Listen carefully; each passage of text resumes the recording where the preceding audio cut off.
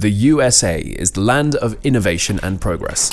A country that has given us the internet, the moon landing, countless other technological advancements. There's one area where America is lagging: high-speed rail. Countries like Japan and China have had a high-speed rail for decades, connecting major cities and reducing travel times. But in America, we're still stuck in the slow lane. Hello explorers, I'm Mr. Thinker, and today I'll let you know about the real reason America doesn't have a high-speed rail.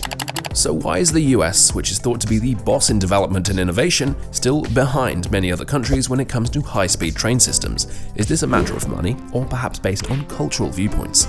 The US didn't build its high-speed train system because of many different ideas and thoughts. The US is bigger. The US is bigger than other countries with fast rail networks, like Germany and Japan.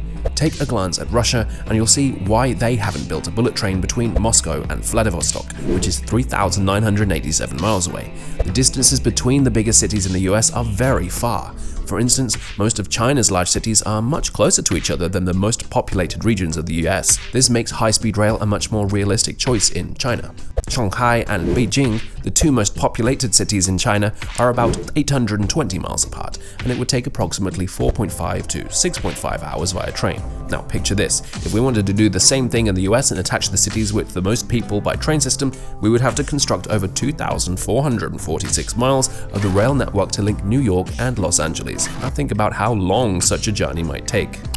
Few people are living there. High-speed rail stands to reason if there are a lot of densely populated areas close to each other and without natural obstacles that would slow down the trains. But even though America has almost 330 million people, a lot remains vacant land. Some of China's regions have more people per square mile than some of America's biggest cities. A high-speed rail pathway between New York and Washington, D.C. might sound right. Still, it's difficult to imagine more than a few people in Missoula, Montana, wanting to go to Phoenix, Arizona, or that high-speed rail might transport them there cheaper and faster than a car or an aeroplane.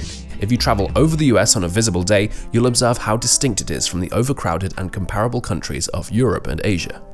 Rail infrastructure versus properties. These days, the most expensive part of building new rail lines is buying land across a straight line. Due to the country's rigid laws, it costs a lot to purchase property in the US. When the land was cheap, it was easy for the US to put train tracks all over the country. For better, clearer, and more advanced railway lines, the government would need to buy all the property between points A and B and get rid of any barriers. Between points A and B, where there used to be farmland, there is now highly desirable property that will cost a significant amount of money to buy. We believe these are a few of the causes why the US doesn't have a high-speed rail system like Japan, China, and Europe. Do you think that trains are still an essential way for people to get around in the US? Please tell us about what you think in the comment section below.